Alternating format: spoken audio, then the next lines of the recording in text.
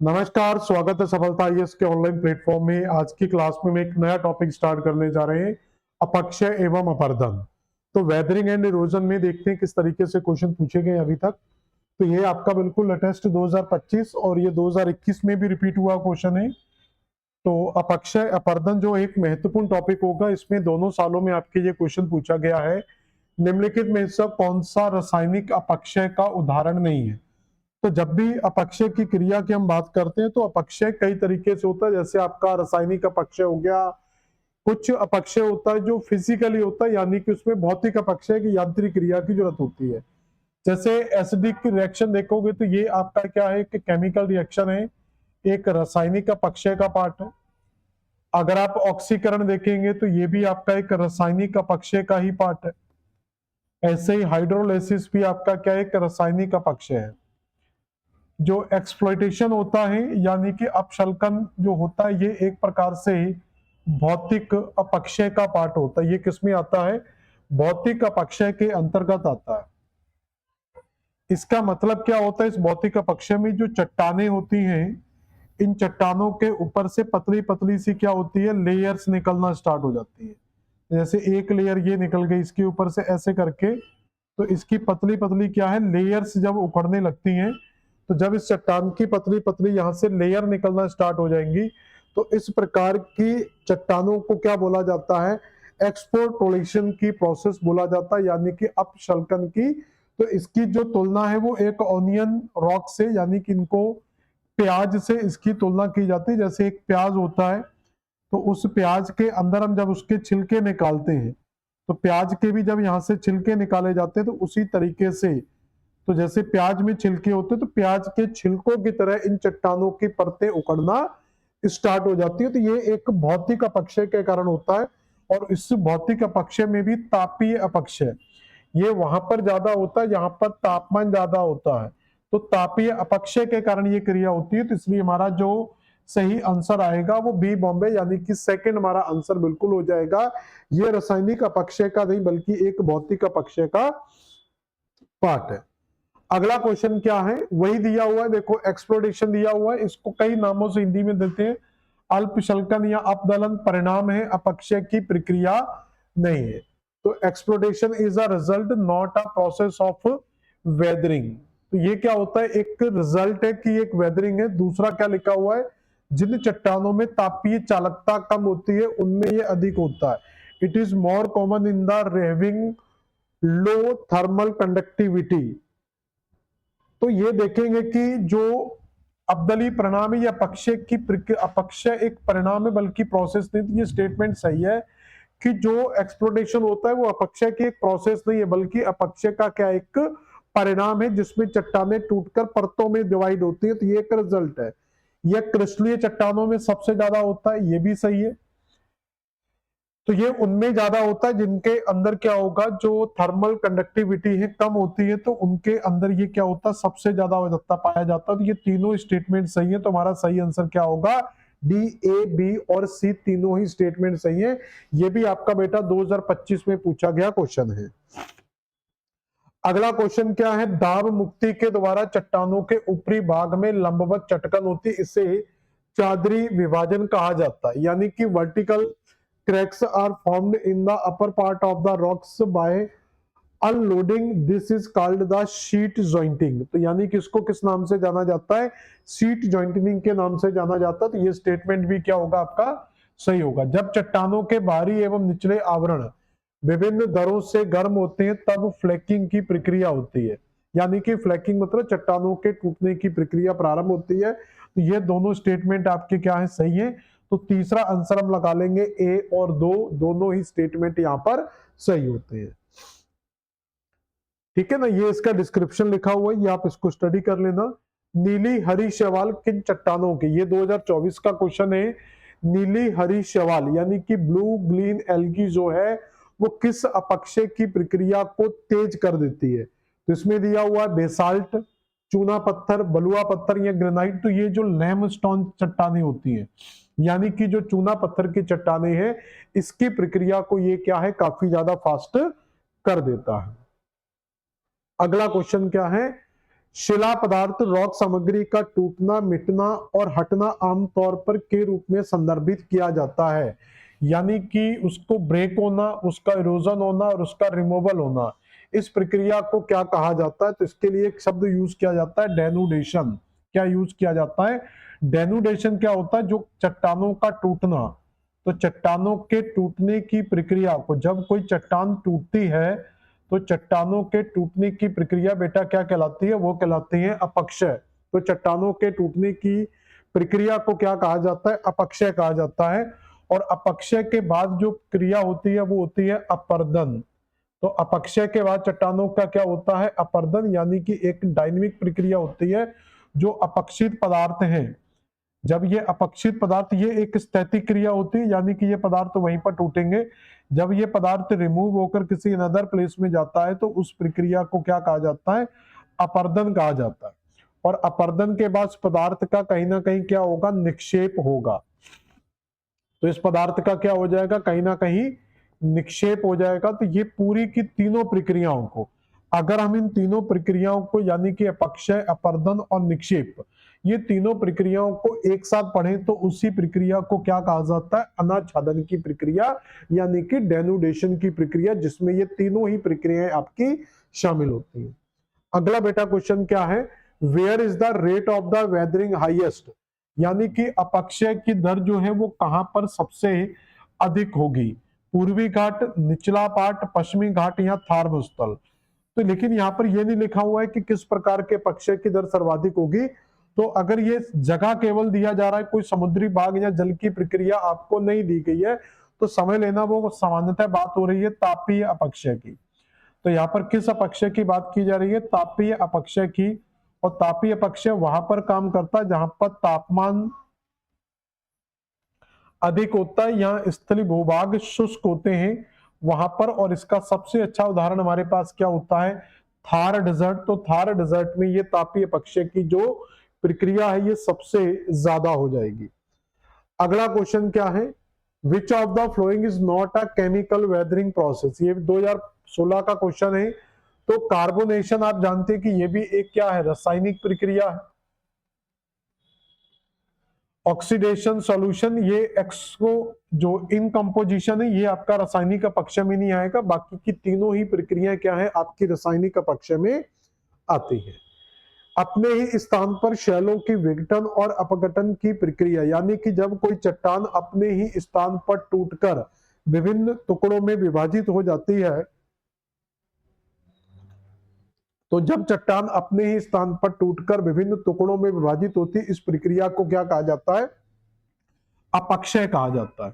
तो अपक्षय की प्रक्रिया में मूवमेंट नहीं होगा। अपर्दन जो होता है इसमें क्या होता है? एक मूवमेंट आपको देखने को मिलता है। तो ये क्या होता है? एक स्थैतिक क्रिया है, तो इसमें मूवमेंट नहीं होगा, इसमें हमेशा क्या होगा? मूवमेंट होगा। तो ये आंसर आपका क्या आएगा? यहाँ पर अपक्षय बिल्कुल सही आंसर आ जाएगा। अगला क्वेश्चन क्या है? किन क्षेत्रों में ऊष्मीय दबाव अपक्षय होता है? तो ये क्वेश्चन अभी हम कर चुके थे, लेकिन क्वेश्चन के पूछने का तरीका अलग है। देखो क्वेश्चन रिपीट होता है। ये वो 2016 का क्वेश्चन था, ये 2017 का क्वेश्चन है। तो इसका मतलब है कि क्वेश्चन तो सेम टॉपिक से ही आते हैं, सेम तरीके के क्वेश्चन आते हैं, लेकिन क्वेश्चन के पूछने का तरीका क्या है आपका? बदल जाता। वहां पर तापीय अपक्षय नहीं पूछा गया था, केवल अपक्षय पूछा गया था। यहाँ पर इन्होंने लिखकर दे दिया थर्मल वेदरिंग कहां पर ज्यादा होती, तो हम जानते हैं डेजर्ट एरिया के अंदर, मरुस्थलीय एरिया के अंदर थर्मल वेदरिंग सबसे ज्यादा होती है। या सामान्यतः हम कह सकते हैं कि जो मरुस्थल है, तो जो मरुस्थल है आपके पूरे विश्व में, इन मरुस्थलों का जो निर्माण है, उस निर्माण के पीछे जो सबसे एक महत्वपूर्ण भूमिका होती है वो तापीय अपक्षय की एक भूमिका है। तो कौन सी भूमिका है यहाँ पर? तो ज्यादातर जो मरुस्थल है वो आपके तापीय अपक्षय का ही परिणाम होते हैं। तो इसलिए तो ऐसा नहीं कि यही केवल कारण है, इसके अलावा वहां पर वर्षा की मात्रा कैसी है वो डिपेंड करती है, वहां पर पवन किस प्रकार की चलती है वो डिपेंड करती हैं। तो इन कारणों से भी क्या है? मरुस्थल का निर्माण होता है। इसलिए आप देखोगे कि जितने भी हॉट डेजर्ट हैं वो या तो कर्क रेखा के सारे पाए जाते हैं या फिर आपको मकर रेखा के सारे मिलते हैं। क्लियर? तो ये तापीय अपक्षय का एक परिणाम हो सकता है। विच of the flowing process is sequential process? तो कौन सी प्रक्रिया बिल्कुल सीक्वेंस में आती है, यानी कि यहाँ पर लिखा हुआ डिपोजिशन, तो डिपोजिशन तो बाद में आता है, पटल विरूपण, क्रिस्टल डिफॉर्मेशन, ज्वालामुखीता या उसका अपर्दन, प्रक्रिया में कौन सी एक अनुक्रमिक प्रक्रिया है, यानी कि कौन सी एक सिक्वेंशियल प्रोसेसर है। तो जो निक्षेप होता है ये सीक्वेंस में नहीं होता है डिपोजिशन जो, लेकिन अपर्दन है, अपर्दन क्या होता है, एक कंटिन्यूअस प्रोसेस होती है। तो ये आपका सही आंसर क्या आएगा, डी दिल्ली सही आएगा। ये क्या एक डायनेमिक प्रोसेस होती है, एक गतिशील प्रक्रिया होती है। ये फिर से देखो, अब अल्प शल्कन का क्वेश्चन आ गया, ये क्वेश्चन बहुत ज्यादा आता है। एक्सफोलिएशन का जो क्वेश्चन है वो सबसे ज्यादा पूछा जाता है, तीसरी बार ये क्वेश्चन मैं रिपीट करा रहा हूं। पूछ रहा है कि ये किस टाइप की वेदरिंग है, तो हम जानते हैं कि ये एक फिजिकल वेदरिंग का पार्ट है, तो ये आंसर आपका क्या आ जाएगा, फिजिकल वेदरिंग, यानी कि ये एक भौतिक अपक्षय का पार्ट है। तो सही आंसर क्या आएगा बेटा हमारा, भौतिक अपक्षय। और इसका मैंने बताया था कि इसकी जो एग्जाम्पल है वो एक प्याज से लिया जाता है। इसका एग्जाम्पल किससे लेते हैं, एक प्याज से लेते हैं। तो प्याज ओनियन से इसका एग्जाम्पल लिया जाता है। जैसे प्याज या ओनियन के हम छिलके निकालते हैं, उसी तरीके से चट्टानों के पतले पतले क्या है, छिलके टाइप के उतरने लगते, चटकने लगते हैं चट्टाने। उसी प्रक्रिया को अल्पशल्कन के नाम से या अपदलन के नाम से जाना जाता है। अपर्दन की प्रक्रिया में विलयन के द्वारा पदार्थों का अपनयन यानी कि रिमूवल क्या कहलाता है, in the process of erosion removal of the material by the solution is called. तो इसमें तीन प्रक्रिया दी हुई है, एब्रेशन, एट्रिशन, कोरिजन या डाउन कटिंग। तो डाउन कटिंग तो नहीं आएगा। तो इसमें जो विलयन के द्वारा जो चीजें होती है उसको कहते हैं संक्षारण, यानी कि जो कोई एक मान लो बड़ा सा चट्टान है और ये अगर घुलकर एक छोटी चट्टान में परिवर्तित हो जाती है, तो ये कौन सी प्रक्रिया कहलाती है, संक्षारण की प्रक्रिया कहलाती है, यानी कि कोरिजन की प्रक्रिया कहलाती है। यहां पर आप देखेंगे मैं तीन चार प्रक्रियाएं आपको दिखा रहा हूं। एक तो हाइड्रोलिक एक्शन होता है जहां पर जल के द्वारा डायरेक्ट चट्टानों को तोड़ा जाता है। दूसरा ये संक्षारण की प्रक्रिया होती है यानी कि कोरोजन। तो ये चट्टान का जो साइज है ये घुल के क्या हो गया, छोटा हो जाता है। जैसे आप मुंह में कई बार चॉकलेट खाते हैं, हम टॉफी खाते हैं, मुंह में रखते हैं तो उसको चूसते चले जाते हैं, उसका साइज क्या होता है फिर छोटा हो जाता है। तो वो प्रक्रिया क्या कहलाएगी, संक्षारण की क्रिया कहलाएगी। यानी कि घुलनशील चट्टानें धीरे धीरे घुलते घुलते क्या होती है, साइज में छोटी हो जाती हैं। एक प्रक्रिया आती है एट्रिशन। तो एट्रिशन के अंदर क्या होता है, ये दोनों चट्टानें आपस में टकराएंगी और टकराने के बाद कई छोटी छोटी चट्टानों में बदल जाएंगी। और उसके बाद होता है कोरोजन।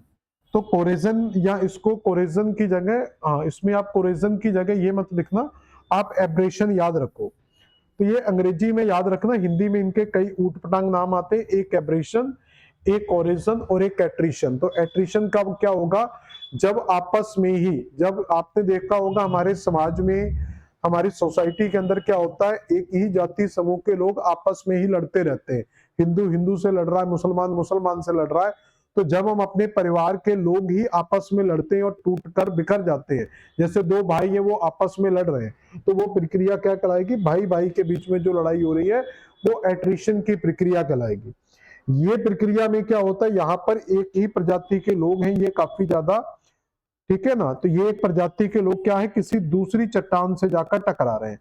तो ये सब एक प्रजाति के लोग और किसी दूसरी चट्टान से टकराते हैं। तो जैसे आप अपने फैमिली को प्रोटेक्ट करने के लिए किसी दूसरे इंसान से लड़ते हैं, तो वो प्रक्रिया क्या कहलाएगी, तो वो प्रक्रिया कहलाएगी एब्रेशन। तो याद रखने का यही तरीका होता है कि जब आप किसी चीज को डेली लाइफ में लेकर आते हैं, आपको याद रखना है कि एब्रेशन क्या होता है। तो एब्रेशन का मतलब जब हम अपनी फैमिली के लिए या हम अपने चाचा ताऊ के सारे लड़कर, मामा फूफा के लड़के मिलकर किसी दूसरे के साथ लड़ रहे हैं, तो वो क्या कहलाएगा, एब्रेशन कहलाएगा। लेकिन जब हम आपस में ही लड़ बैठे, आपस में चाचा बुआ मामा ताऊ के लड़के आपस में लड़ बैठे, तो वो क्या कहलाएगी, एट्रिशन की प्रक्रिया कहलाएगी। और इसमें बिल्कुल अलग याद रखना कि ये अपने आप में ही क्या होता है, घुल घुल के चट्टान क्या होती है, छोटी हो जाती है। अपर्दन द्वारा चट्टान के टुकड़ों का छोटा होना निम्नलिखित में से किस प्रक्रम में किनके द्वारा होता है। देखो अभी जो हमने अभी क्वेश्चन किया था कि जब चट्टान अपने आप ही टूट टूट कर छोटी हो जाती है, तो वो संक्षारण यानी कि कोरोजन की प्रक्रिया कहलाती है। तो ये आपका क्या कहलाएगा, कोरोजन की प्रक्रिया कहलाएगी। एट्रिशन कब होता है, ये देखो एट्रिशन मैंने लिखाया था। तो एट्रिशन की प्रक्रिया कब होती है, जब दो चट्टानें आपस में ही टूटकर आपस में टकराती हैं और कई छोटी छोटी चट्टानों में बदल जाती हैं, तो इस प्रक्रिया को क्या कहा जाता है, एट्रिशन कहा जाता है। और अपघर्षण एब्रेशन में क्या होता है, दो चट्टानें हैं या एक मूल चट्टान है, किसी एक चट्टान के साथ दूसरी चट्टानें जाकर जब इन चट्टानों के टुकड़े टकराते हैं तो इस प्रक्रिया को क्या कहते हैं, एब्रेशन के नाम से जानते हैं। अगला क्वेश्चन क्या बेटा, granular disintegration is example of.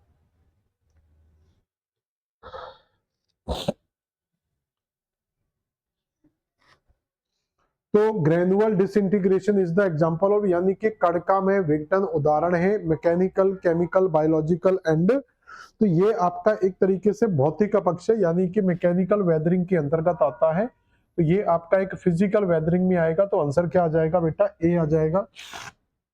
Which of the following is not a erosional work underground water. तो अंडरग्राउंड वाटर का कौन सा इरोजनल वर्क नहीं है, हाइड्रो एक्शन, एब्रेशन, कंडेंसेशन या गोलीकरण। तो जल गति क्रिया ये नहीं होगा। तो बी आंसर आप इसका लगा सकते हैं। तो इसका जो आंसर आएगा वो क्या हो जाएगा, बी, नहीं सॉरी बी नहीं आएगा इसमें, ये आ जाएगा डी, संघनन। क्योंकि ये जो संघनन है ये आपकी वायुमंडलीय क्रिया है। तो ये क्या है, एक वायुमंडलीय घटना है।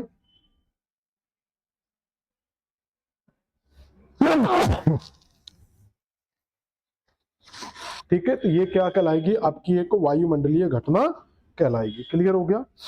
अगला क्वेश्चन क्या है, in the process of erosion the removal of the material by the solution called. तो वही क्वेश्चन है। तो ये कोरोजन ही आंसर आएगा। तो ये सेम क्वेश्चन रिपीट हुआ, लेकिन पूछने का तरीका आप हर बार देखोगे तो संक्षारण का क्वेश्चन सबसे ज्यादा पूछा गया और हर बार एक अलग वे में एक अलग तरीके से आपसे क्वेश्चन पूछा जा रहा है। ठीक है, मतलब क्वेश्चन वही है, तरीका अलग है। ठीक, अगला क्वेश्चन क्या है, लावा के अपक्षय से कौन सी मृदा बनती है। तो जो लावा है, तो लावा का जब वेदर्ड होता है तो लावा की वेदरिंग से क्या होता है, तो जो बेसाल्ट चट्टान है, लावा देखो पहले क्या होता है, पृथ्वी के अंदर है तो वो मैग्मा कहलाएगा। जब इसका बाहर विस्फोट हो जाएगा तो इससे जो निकलेगा वो लावा कहलाएगा। और लावा से जो चट्टान बनेगी उसको हम बेसाल्ट चट्टान कहते हैं। ठीक है ना, दो चट्टानें बनती है लावा से, एक बेसाल्ट और एक ग्रेनाइट। तो जो ग्रेनाइट होता है ये आंतरिक भाग में जमती है, तो ये आंतरिक भूभाग में होती है, और जो बेसाल्ट है ये बाह्य भाग में जमेगी। और इसी बेसाल्ट में जब आपका अपक्षय पर्दन होगा तो ये काली मिट्टी में परिवर्तित हो जाती है। किस मिट्टी में परिवर्तित होती है बेटा, काली मिट्टी में। तो यहाँ पर जो सॉइल बनेगी वो आपकी ब्लैक सॉइल बनेगी। एलुवियल सॉइल का जो निर्माण होता है वो जलीय निक्षेप से या नदियों के द्वारा, जलीय निक्षेप से जो अवसाद होते हैं, तो नदियों के द्वारा अवसादी निक्षेप से इसका क्या होता है, निर्माण होता है, यानी कि ठीक है। तो ये क्या कहलाएगा, अवसादी निक्षेप के नाम से जाना जाता है। अगला बेटा क्वेश्चन क्या है, पृथ्वी की सतह पर सबसे महत्वपूर्ण अपरदन का कारक है विंड, हिमानी, भूमिगत जल या प्रवाहित जल। तो सबसे ज्यादा जो अपरदन होता है वो किसके द्वारा होता है, रनिंग वाटर। पवने भी, हिमानी भी, अंडरग्राउंड वाटर सभी कहीं ना कहीं अपरदन का कार्य करते हैं। लेकिन सबसे ज्यादा जो अपरदन होगा वो किसके द्वारा होगा, बहते हुए पानी के द्वारा अपरदन सबसे ज्यादा होता है। अगला क्वेश्चन क्या है, प्लकिंग उत्पाटन, ये भी एक प्रकार की ये हिमानी से जुड़ी हुई प्रोसेस होती है। तो क्रिया है अपरदन यंत्रों कंकड़ पत्थर द्वारा हिमानी के पाक्ष तली में विघटन रगड़ना और खुरचना। शैलें कमजोर पड़ती हैं तथा बड़े बड़े शिलाखंडों में टूटती हैं तथा गतिशील हिम के प्रहार से शैलों के दबाव के कारण जड़ सही टूटती है, वहां गर्त बनते हैं। और तीसरा दिया हुआ हिमानी के साथ, तो तीनों ही हिमानी से संबंधित हैं। तो इसका सही आंसर आप भी लगाएंगे कि चट्टानें जब कमजोर पड़ जाती हैं तो वो चट्टान अपने आप ही टूटकर क्या है, ऊपर से जब ग्लेशियर आता है तो उसके साथ चट्टानें टूटकर नीचे गिरती है। इस प्रक्रिया को क्या कहा जाता है, प्लकिंग, यानी कि उत्पाटन के नाम से जाना जाता है। शीत प्रदेशों में निम्नलिखित में से ऋतु अपक्षय में कौन सा प्रकार प्राय क्रियाशील नहीं रहता। In cold region which of the flowing type weathering is usually not activate. तो शीत रीजन आ रहा है तो वहां पर फिजिकल वेदरिंग हो सकती है, केमिकल, बायोलॉजिकल नहीं होगी, क्योंकि शीत प्रदेशों में जैविक अपक्षय क्या होगा, वहां पर काम ही नहीं कर पाएगा। तो शीत प्रदेशों में कभी भी जैविक अपक्षय कार्य नहीं करता। अगला बेटा क्वेश्चन क्या है, दरारों में उगी हुई पेड़ों की जड़ें जो चारों ओर की शैल पर दबाव डालती, अंत में जड़ें बढ़कर शैलों को तोड़ देती, यह किसका उदाहरण है? तो ये क्या होगा, तोड़ने के लिए आपको क्या जरूरत पड़ेगी, एक फिजिकल फोर्स की जरूरत पड़ेगी। यानी कि एक पेड़ की कहानी अगर आप समझे, एक पेड़ की कहानी को अगर समझेंगे तो ये पेड़ तीन तरीके से भूमिका निभाता है। तो ये पेड़ मृदा का निर्माण भी कर रहा है। क्या कर रहा है? पहली चीज ये मृदा का निर्माण करता है। तो मृदा के निर्माण में भी एक पेड़ की महत्वपूर्ण भूमिका होती है। यानी कि ये अपनी जड़ों के द्वारा कठोर चट्टानों को तोड़कर अपक्षित करता है और अपक्षी चट्टानें धीरे धीरे मिट्टी में कन्वर्ट होती हैं। तो ये क्या करता है, मृदा का निर्माण करता है। उसके बाद मृदा के निर्माण के बाद ये मृदा की जो उत्पादकता है, जो प्रोडक्टिविटी है, उसको भी बढ़ाता है। यानी कि ये क्या करता है, अपनी पत्तियां वगैरह गिराकर, इसमें अपनी पत्तियां गिराता है, जिससे उसमें ह्यूमस की मात्रा बढ़ जाती है। तो सॉइल की जो प्रोडक्टिविटी है वो भी कौन करता है, एक पेड़ तैयार करता है। उसके बाद इस प्रोडक्टिव सॉइल का क्या है, संरक्षण भी करता है। संरक्षण किस प्रकार से करता है, जब वायु आती है तो वायु द्वारा भी क्या होता है मृदा का, तो वायु भी क्या करती है, मृदा अपरदन करती है। ठीक, जब आपकी जल आता है तो जल के द्वारा भी क्या होता है, मृदा का अपरदन होता है। तो ये वायु या जल से होने वाले अपरदन को ये क्या है, कंट्रोल कर देता है, यानी कि नहीं होने देता। ये अपनी जड़ों के द्वारा मिट्टी को जकड़ कर रखता है, जिससे अपरदन प्रभावी नहीं हो पाता है, और अपनी कैनोपी के द्वारा उस मिट्टी को ढककर भी रखता है, जिससे अपरदन पॉसिबल नहीं हो पाता। इसलिए पेड़ की एक महत्वपूर्ण भूमिका मिलती है मृदा के निर्माण में, मृदा के उत्पादक में और मृदा के संरक्षण में, यानी कि उसके कंजर्वेशन में। भौतिक अपक्षय में मिट्टी और शैलों का वायुमंडलीय अवस्थाओं जैसे जल, दाब, बर्फ, ताप के प्रत्यक्ष संपर्क में आने के कारण अवखंडन होना शामिल है। इसे यह भी कहा जाता है यांत्रिक अपक्षय, विसर्जन, कार्बोनेशन या कृत्रिम अपक्षय। तो कृत्रिम अपक्षय तो नहीं आएगा इसमें, ठीक है ना। तो इसमें क्या आ सकता है आपका, यांत्रिक अपक्षय, यानी कि एक फिजिकल फोर्स आएगा। तो इसको क्या बोलेंगे हम, यांत्रिक अपक्षय। अगला क्वेश्चन क्या है, विच of the following is not a chemical weathering?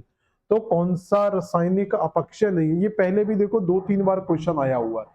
तो क्वेश्चन सेम टाइम के होते हैं, सेम टाइप के होते हैं, हर बार वही क्वेश्चन रिपीट होते हैं, लेकिन क्वेश्चन के पूछने का तरीका बदल जाता है। तो इसलिए ऑब्जेक्टिव करने का यही फायदा होता है। तो आपको डायमेंशंस क्लियर हो जाते हैं कि एक क्वेश्चन कितने तरीके से पूछा जा रहा है। तो ऑक्सीकरण हम जानते हैं कि ये क्या है, ठीक है ना, और हाइड्रेशन भी इसका पार्ट है, कार्बोनेशन। तो फॉरेस्ट एक्शन इसका पार्ट नहीं आता है। तो ये आपका सी आंसर बिल्कुल सही होगा। Due to erosion of the folded strata covered by the hard rocks which of the flowing landforms formed? तो वलित स्तरों में जिसके ऊपर कठोर शैलों के आवरणों के अपरदन के कारण निम्नलिखित में से कौन से स्थल रूप का निर्माण होता है? तो ये कहलाता है मेसा। इसको क्या बोलते हैं, मेसा।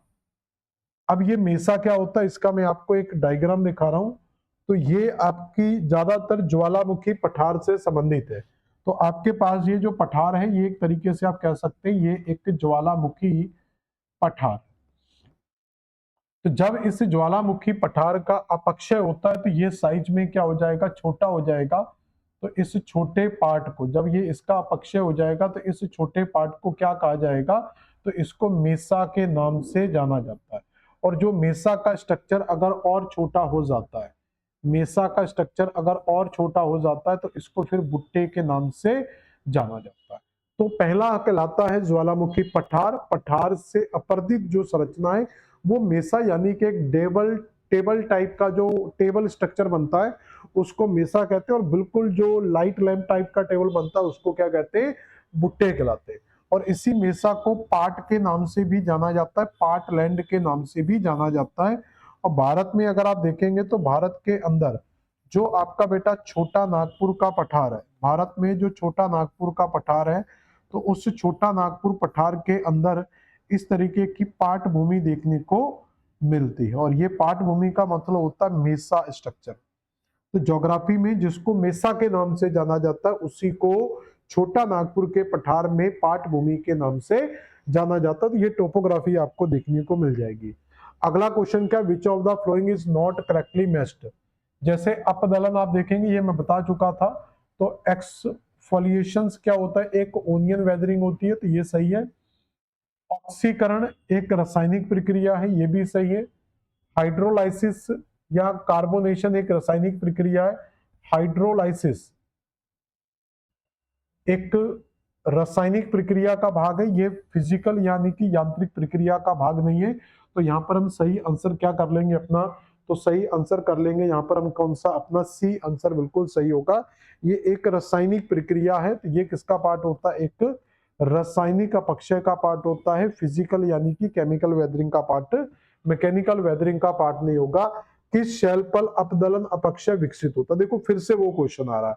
तो अपदलन वाला क्वेश्चन, एक्सप्लोरेशन का क्वेश्चन कई बार रिपीट हुआ है, चौथी पांचवी बार ये क्वेश्चन रिपीट हो रहा है, तो ये बहुत इंपॉर्टेंट है। एक्सफोलिएशन यानी कि जो प्याज वाली स्ट्रक्चर मैंने आपको बताया था, तो ये किस प्रकार की चट्टानों में सबसे ज्यादा होता है, तो ग्रेनाइट चट्टानों के अंदर एक्सफोलिएशन क्या होता है, सबसे ज्यादा देखने को मिलता है। अगला क्वेश्चन क्या है, compare to the mechanical weathering chemical weathering is more effective. तो निम्नलिखित में से यांत्रिक अपक्षय की तुलना में रासायनिक अपक्षय ज्यादा प्रभावपूर्ण होता है। तो क्या लिखा है कि कहां पर यांत्रिक अपक्षय की तुलना में रासायनिक अपक्षय, तो ये आपका अर्धशुष्क क्षेत्रों में तो क्या होता है, यहां पर आपका भौतिक अपक्षय ज्यादा काम करता है। तो यहां पर तो भौतिक अपक्षय ज्यादा काम करेगा, ठीक है ना, यानी कि आपका यांत्रिक अपक्षय ज्यादा काम करेगा। तो यांत्रिक अपक्षय की तुलना में रासायनिक अपक्षय कहाँ काम याद कर रहा है, तो एरिड में सेमी एरिड में ये सेम होता है, तो यहाँ पर दोनों में ये आएगा। कोस्टल रीजन में आपका जो अपक्षय है वो जलीय अपक्षय यानी कि एक फिजिकल वेदरिंग ही काम करती है, तो यहाँ पर भी आपका यांत्रिक ही आएगा। अब बचा आपका कौन सा, टेम्परेट रीजन, तो यहाँ पर आप आंसर लगा सकते हैं। यहाँ पर क्या है, आपका जो रासायनिक अपक्षय वो ज्यादा कार्य करेगा फिजिकल की अपेक्षा। अगला क्वेश्चन क्या, what is the correct sequence to denudation process.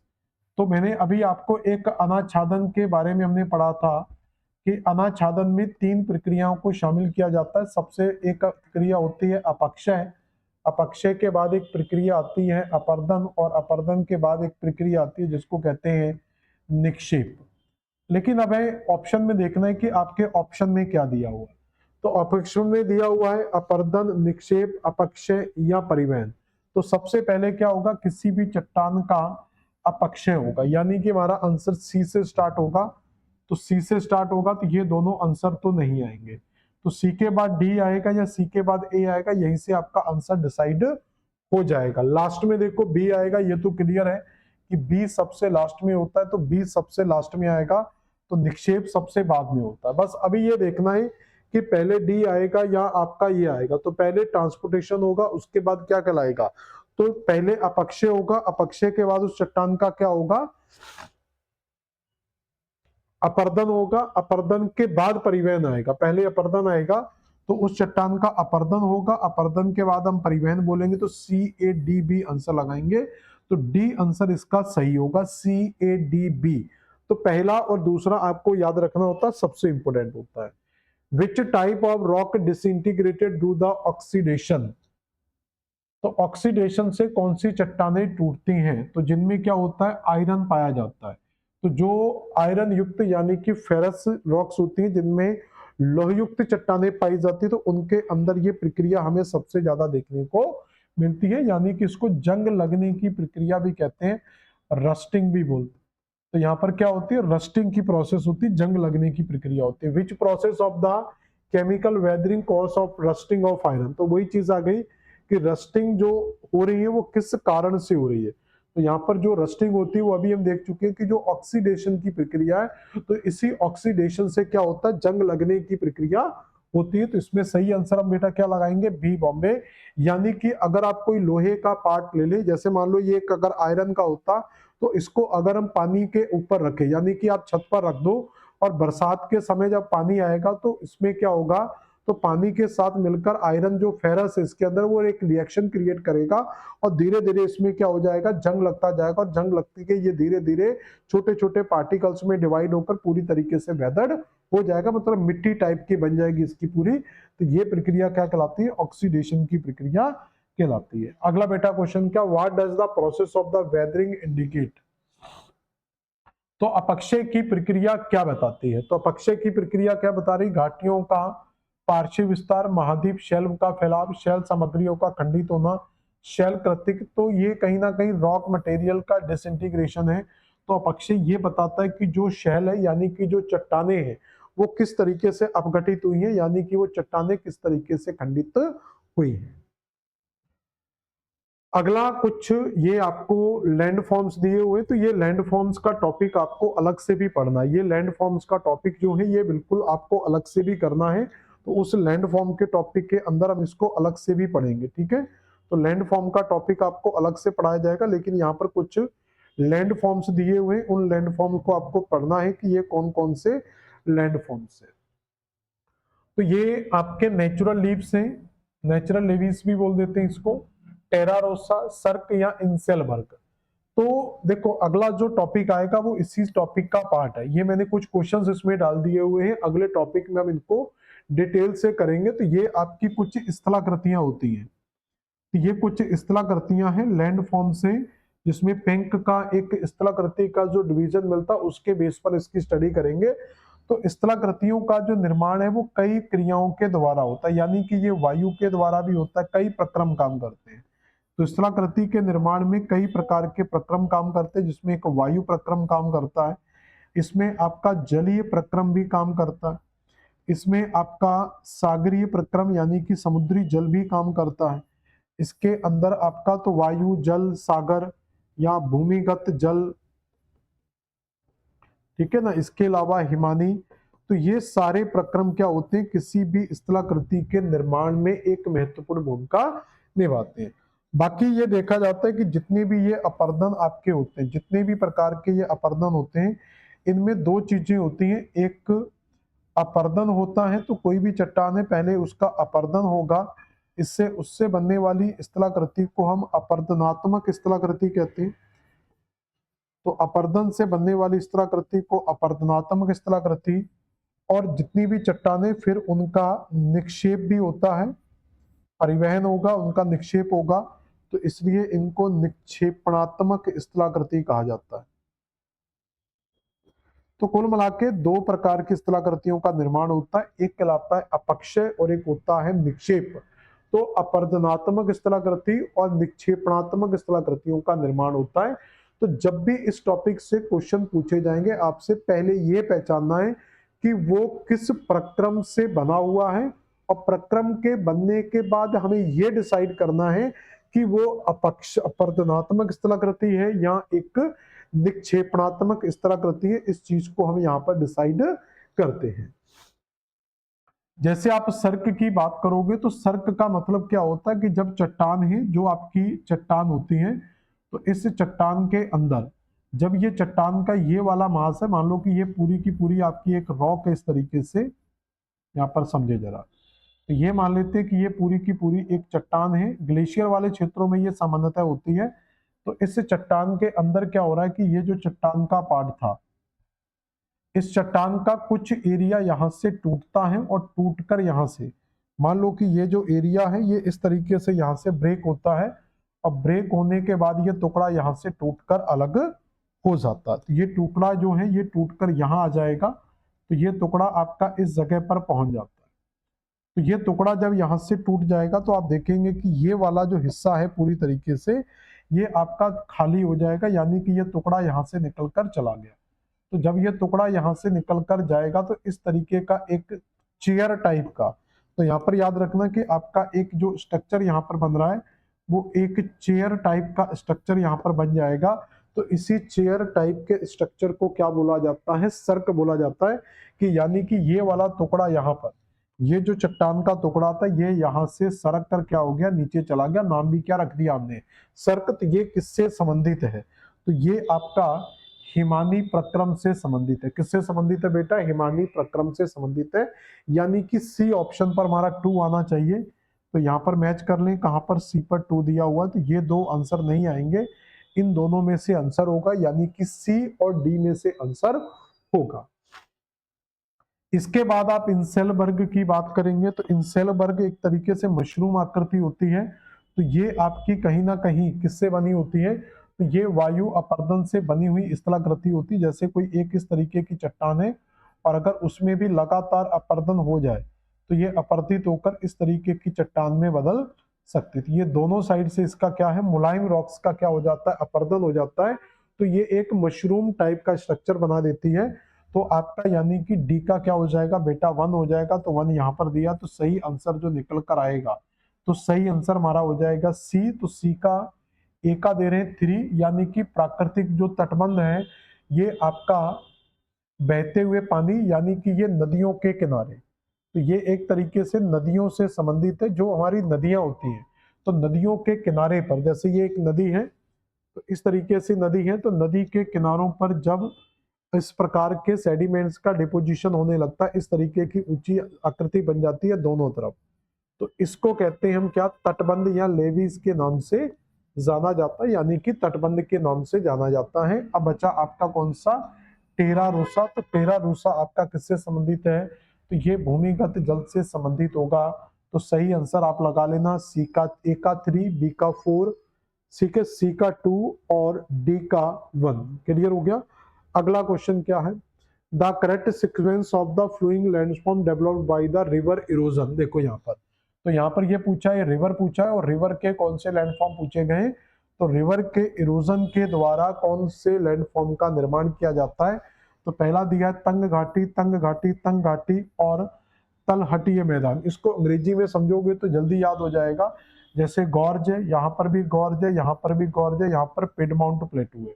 Piedmont याद रखना, जो पिडमाउंट होता है ये कभी भी जब भी बनेगा तो ये आपका फुट हिल रीजन में बनता है। जब भी बनता है कहां पर? फुट हिल रीजन में, यानी कि ये गिरिपदी क्षेत्र में बनेगा। जब भी बनेगा कहां बनेगा? गिरिपदीय क्षेत्र के अंदर बनेगा। तो ये foot hill region of mountains होते हैं, जिसको क्या बोलते हैं? पिडमाउंट के नाम से जाना जाता है। और डेल्टा आप जानते हैं, तो ये डेल्टा आपको क्या होता है? अंतिम स्थलाकृति होती है आपकी, यानी कि ये नदियों का जो मुहाना है, तो नदियों के मुहाने पर बनता है। तो इसका मतलब है कि आंसर हमारा जो आएगा वो इन दो तीनों में से आएगा। पहला आंसर तो हमारा, दूसरा भी सेम है, तीसरे में भी सेम है। डी में तो डी तो नहीं लगाएंगे, क्योंकि पहले आपका गॉर्ज ही बनेगा, तो ये डी आंसर तो नहीं आएगा।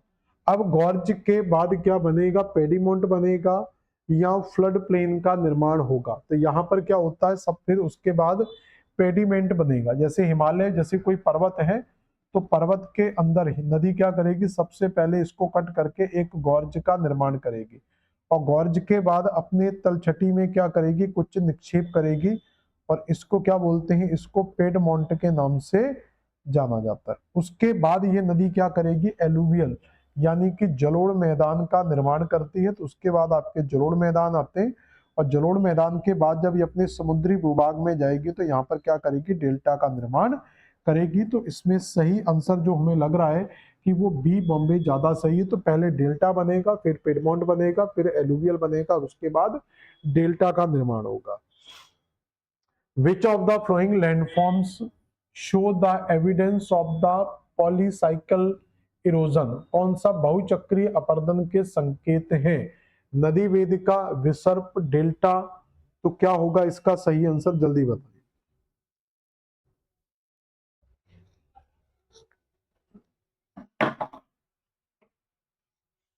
तो विच of the flowing landform is the evidence of the poly? तो रिवर ट्रेसेस जो होते हैं, रिवर ट्रेसेस जो होते हैं, तो ये आपके क्या होते हैं? तो ये आपका रिवर ट्रेसेस इस तरीके का स्ट्रक्चर बनता है नदियों के अंदर। तो इस तरीके की जब एक सीढ़ी नुमा आकृति बनती है, तो इसी को रिवर ट्रेसेस के नाम से जाना जाता है। तो इसमें लंबवत और क्षैतिज दोनों प्रकार का पक्ष है, यानी कि वर्टिकल और हॉरिजॉन्टल आपको इरोजन देखने को मिलता है। अब देखो यहाँ पर कुछ दिया हुआ है, जैसे इसमें आपने सिंक हॉल के बारे में पढ़ा होगा। तो सिंक हॉल क्या होता है कि ये आपको इस तरीके से देखेंगे, जैसे हमारे रोडों पर छोटे छोटे गड्ढे आपको दिखाई देते हैं, बस वही एक तरीके के क्या सिंक हॉल होते हैं। तो ये जो जिप्सम या चूना पत्थर वाली जो चट्टानें होती है, तो ऐसी चट्टानें जिनमें जिप्सम या चूना सबसे ज्यादा पाया जाता है, तो ऐसी चट्टानें जिनमें जिप्सम या चूना पत्थर सबसे ज्यादा पाया जाता है, तो ऐसी टोपोग्राफी को, जहां पर जिप्सम या चूना पत्थर पाया जाता है, उसको कास्ट टोपोग्राफी के नाम से जाना जाता है। तो क्या बोलते हैं उसको? Karst topography. तो कास्ट टोपोग्राफी के अंदर ये आपको देखने को मिलती है। और कास्ट टोपोग्राफी का जो निर्माण होता है वो भूमिगत या आंतरिक जल के द्वारा होता है। तो आंतरिक या भूमिगत जल के द्वारा इसका निर्माण होता है। ये पहला ही दिया हुआ है आपका भूमिगत जल। तो घोल रंध्र का जो हमारा सही आंसर आएगा वो आपका आएगा भूमिगत जल, यानी कि बी का हमारा जो आंसर होगा वो फर्स्ट होगा। तो इसको अगर ए मान लें, ये बी, ये सी और डी, तो यहाँ पर देख लेंगे कि ये 4 ऑप्शन दिए हुए हैं, तो बी का 1 आना चाहिए, तो ये 2 ऑप्शन नहीं आएंगे, तो यहाँ से हमारा आंसर निकल कर आएगा। तो इसमें भी क्लियर है कि ए का 2 होगा। तो जो जल गतिका होती है, जो गलिस बनती है जल गर्तिका, तो जल गर्तिका जो है ये नदियों के द्वारा बनी होती है। तो नदियों, जैसे ये नदी का मार्ग है, तो नदी के मार्ग के अंदर इस तरीके से कुछ गोल गोल से गड्ढे बनने लग जाते हैं, जैसे हमारी रोडों पर गड्ढे बनते हैं, उसी प्रकार के गड्ढे आपके नदी की सतह पर भी बनते, उसको जल गर्तिका के नाम से जाना जाता है। तो ये आपका बन जाएगा कौन सा? B Bombay answer. तो ए का 2 भी फिक्स है। अब दिया है पल्सा या लुनेटे। तो पल्सा या लुनेटे आपका किससे संबंधित है? तो ये आपका आ जाएगा। तो अगर हम पल्सा की बात करें, 2 ऑप्शन बचे आपके पास, वायु या परिहिमानी प्रक्रम। तो पल्सा जो है ये आपका परिहिमानी प्रक्रम से जुड़ा हुआ है, और जो लुनेटे होता है ये वायु अपर्दन से जुड़ी हुई स्थलाकृति है। तो यानी कि सी का 4 आएगा। तो सी का 4 और ये 3, तो बी आंसर आ जाएगा। तो सी की जगह सही आंसर क्या आ जाएगा आपका? तो बी बॉम्बे बिल्कुल सही आंसर आ जाएगा। ऐसा ही अगला क्वेश्चन है, विच of the following is not a glacial landform. निम्नलिखित में से कौन सा हिमानीकृत स्थलाकृति नहीं है? तो अगर हम देखेंगे तो जो एस्कर है, तो एस्कर क्या होता है कि जैसे मैंने आपको एक सर्क बताया था, तो सर्क की तरह ही क्या बनने लग जाते हैं? एस्कर बनना स्टार्ट हो जाते हैं, यानी कि एक लंबी जैसे रीढ़ की हड्डी होती है उस तरीके का एस्कर का स्ट्रक्चर होता है। ड्रमलिन भी आपका इससे जुड़ा हुआ है, कैटल भी। तो ये एक प्रकार का निक्षेप है, इसको कैटल लेक भी बोल देते हैं। ड्रमलिन आपका इस तरीके का उबड़ खाबड़ सा एक स्ट्रक्चर बनता है, टोकरी नुमा आकृति बनती है। यारडांग जो है ये वायु अपर्दन से जुड़ा हुआ है, तो इसलिए सी आंसर हमारा आ जाएगा। तो यारडांग आपका किससे जुड़ा हुआ है? वायु अपर्दन से जुड़ा हुआ है। अगला क्वेश्चन देखते हैं, which of following is not a karst topography. तो अभी मैं आपको बता चुका था कि जो कास्ट लैंडफॉर्म होता है, तो जो कास्ट लैंडफॉर्म है ये किन क्षेत्रों में बनेंगे? यहाँ पर चूना पत्थर सबसे ज्यादा पाया जाता है, या फिर जिप्सम ज्यादा पाया जाता है। तो चूना पत्थर या जिप्सम की प्रधानता होने के कारण चट्टाने अंदर ही अंदर घुलना स्टार्ट कर देती। जब चट्टाने अंदर ही अंदर घुलने लगती है तो उनका इम्पैक्ट हमें सतह के बाहर देखने को मिलता है। तो ये पूरे स्ट्रक्चर को कास्ट टोपोग्राफी के नाम से जाना जाता है। तो इसमें क्या लिखा है? कौन सा कास्ट टोपोग्राफी से संबंधित नहीं है? ब्लाइंड वैली, युवाला या सिंक हॉल। सिंक हॉल क्या होते हैं? जैसे आपका ये सरफेस एरिया है, तो सरफेस एरिया के नीचे अगर आपकी कोई जमीन धंस जाती है तो उसमें छोटा सा गड्ढा बनेगा जिसको सिंक हॉल कहेंगे। सिंक हॉल जब बड़ा हो जाता है तो उसको युवाला, और युवाला भी बड़ा हो जाएगा तो उसको पोल्जे कहा जाता है। तो ये सीफ ड्यून नहीं आएगा, क्योंकि ड्यून शब्द अगर आ गया तो ये समझ लेना वायु अपर्दन से जुड़ा होगा। तो ये मैं आज इनके डायग्राम वगैरह आपको नहीं दिखा रहा हूँ, कल हम इसका पूरे के पूरे लैंड फॉर्म का बड़ा टॉपिक पूरा कंप्लीट करेंगे। उसमें ये इस तरीके के नए और भी क्वेश्चन आपको मिलेंगे। उसके अंदर आपको समझ में आएगा कि जब हम इसकी पिक्चर दिखाएंगे कि ये किस तरीके की टोपोग्राफी में, वहां पर आपको पूरी टोपोग्राफी का एक स्ट्रक्चर दिखा दूंगा, जिससे आपको चीजें और क्लियर कट समझ में आ जाएंगी। ऐसे कुछ मैदान दिए हुए, जैसे जल गतिका हम पढ़ चुके हैं। तो जल गतिका की अगर हम बात करें तो ये नदियों से संबंधित है। तो भूमिगत जल, वायु, हिमनद या बहता जल, तो ये नदी के जल से संबंधित होता है। इसके अलावा तो बी का क्या हो जाएगा? 4। तो बी के 4 में जाएंगे तो यहाँ पर आपको एक ही ऑप्शन दिया हुआ है, तो सी आंसर हमारा बिल्कुल सही हो जाएगा। तो सही आंसर क्या आ जाएगा? सी आंसर हमारा बिल्कुल सही आंसर आएगा। तो यानी कि ए का होगा 3। तो टिल मैदान जो है ये हिमनद से जुड़े हुए हैं, ठीक है ना। बी का 4 आ रहा है तो सी का 1 आ जाएगा। हम्स आपका भूमिगत जल से जुड़ा हुआ है। रिपल्स आपके, रिपल्स क्या होते हैं, तो डिजर्ट के अंदर इस तरीके के आपको देखा होगा तो रिम्पल्स से पढ़ने स्टार्ट हो जाते हैं, उनको बोल देते हैं रिपल्स। अगला क्वेश्चन क्या है, ये क्वेश्चन आपका इस साइड आ गया कि चीन की 90% मिट्टी है। ये क्वेश्चन यहां पर आ गया, अपन यहां पर लिख सकते हैं कि जो चाइना है, तो चाइना में जो 90% सॉइल है वो किस टाइप की सॉइल है। तो चाइना की 90% जो सॉइल है वो आपको कौन सी मिलती है, लोएस या जलोढ़ या लोएस जलोढ़ लिख सकते हैं। तो इसमें दो ऑप्शन दिए हुए, थोड़ा कंफ्यूज करने के लिए, लोएस एंड एलुवियल। तो आप इसमें लोएस एंड एलुवियल दोनों आंसर लगा सकते हैं। वैसे लोएस अगर अकेला होता तो आप लोएस लगा सकते थे, लेकिन लोएस एंड एलुवियल दिया हुआ तो हम दोनों लगा सकते हैं। कि ये लोएस क्या होता है इसको समझ लें। तो लोएस जो होता है ये आपका वायु अपरदन से संबंधित है। किससे संबंधित होता है, ये वायु अपरदन से संबंधित है। और वायु अपरदन में भी ये क्या है, एक निक्षेपणात्मक स्थलाकृति है। तो ये एक क्या है, निक्षेपणात्मक स्थलाकृति, यानी कि इसका निर्माण निक्षेप से होता है। किससे होता है, तो इसका निर्माण क्या होता है, निक्षेप से होता है। ये कैसे बनता है, तो अगर आप वर्ल्ड मैप देखेंगे, इंडिया पूरा मैप देखेंगे, तो जो चाइना है, तो चाइना के ऊपर ही यहाँ पर एक देश है जिसको कहते हैं मंगोलिया। तो कौन सा देश मिलेगा बेटा, यहाँ पर मंगोलिया देश मिलेगा। और इसी मंगोलिया के अंदर एक मरुस्थल पाया जाता है, गोबी मरुस्थल। तो मंगोलिया के अंदर क्या पाया जाता है, एक गोबी मरुस्थल पाया जाता है।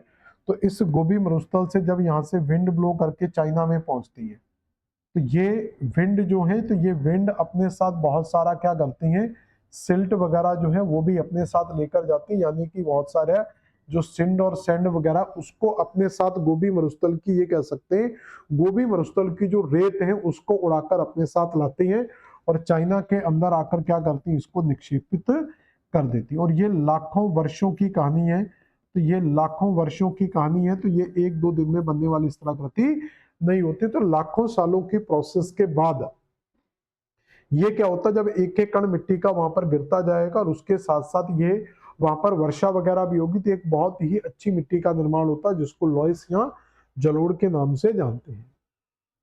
अगला क्वेश्चन है, कुछ नदियां दी हुई, उनके डेल्टा का निर्माण दिया हुआ है। तो मिसिसिपी, गंगा, नर्मदा और टाइबर।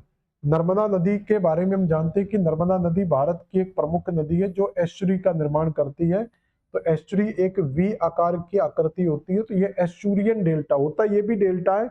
डेल्टा का सिंपल मतलब होता है मुहाने से। तो ये एस्चुरियन डेल्टा का निर्माण करती है। तो सी का 4 अगर आप देखेंगे तो यहाँ पर आप फाइंड आउट कर लो। तो सी का 4 आपको एक ही जगह मिल रहा है, तुम्हारा सही आंसर क्या आ जाएगा, सी आंसर सही पर आ जाएगा। मिसिसिपी नदी के डेल्टे की बात करें तो इसका जो बर्ड फुट डेल्टा है, तो बर्ड फुट डेल्टा विश्व का सबसे बड़ा बर्ड फुट यानी कि एक पक्षी के पंजे के आकार का डेल्टा आपको मिलता है। तो ये आपका सही यहाँ पर हो जाएगा। गंगा जो बनाती है एक आपका आर्क्विट यानी कि चापाकार डेल्टा का निर्माण करती है। और जो टाइबर नदी है ये आपका एक कस्पेट टाइप का डेल्टा बनाती है। तो ये पता नहीं है इसका टाइबर का क्या, लेकिन 3 से हमारा आंसर आ गया। आंसर तो हमारा एक से ही आ गया था, सिर्फ कंफर्म करने के लिए हम इसको सॉल्व कर रहे थे। ठीक है, एक दो क्वेश्चन और हैं उसको देखते हैं जरा। फॉसिल्स जल किसे कहते हैं, what is the fossils water. तो फॉसिल्स वाटर ऐसा होता है जो कॉनेक्ट वाटर होता है, यानी कि सहजात जल को ही क्या कहा जाता है, फॉसिल जल के नाम से जाना जाता है। अगला है पतन के लिए, पतन यानी कि यहां पर बात हो रही है आपका बंदरगाह की। पतन के लिए फ्योर्ड्स उपयुक्त नहीं है। Fjords are not suitable street for the waterfall. Fjords निम्नतम हिम नदी घाटियां होती जिनमें तट के किनारे संकीर्ण गहरी वाहिकाएं होती हैं। तो इसका सही आंसर क्या होगा, तो जो फ्योर्ड्स होते हैं, तो ये जहां पर भी फ्योर्ड्स बनते हैं, फ्योर्ड मतलब जहां पर भी ये इस तरीके की स्थलाकृति होती है, जैसे ये माउंटेन्स में होती है। तो ये आपका माउंटेन्स है और माउंटेन्स के पास मान लो कि ये इस तरीके का एक समुद्र का एरिया है। तो माउंटेन से क्या होगा कि जब माउंटेन से कुछ सेडिमेंट्स यहाँ से डिपॉजिट होकर जाएंगे तो ये समुद्र के अंदर इस तरीके से डिपॉजिट हो जाएंगे। तो ये समुद्र के अंदर क्या करेगा, इस तरीके का अपना एक डिपोजिशन बना देगा और बीच में इस तरीके का एक लेक का पार्ट बन जाएगा। तो इसी स्ट्रक्चर को क्या बोलते हैं, फ्यूड्स बोलते हैं। तो ये ऐसे जो फ्यूड्स होते हैं, तो ये पत्तन यानी कि बंदरगाह, तो यहाँ पर बंदरगाह बनाना पॉसिबल नहीं होता। तो ये बंदरगाह वगैरह के लिए पॉसिबल नहीं होते हैं। फ्योर्ड्स निम्नवत हिम नदी घाटियां होती जिनके तट के किनारे संकीर्ण गहरी वाहिकाएं होती हैं। Fjords are the submerged glaciated valleys.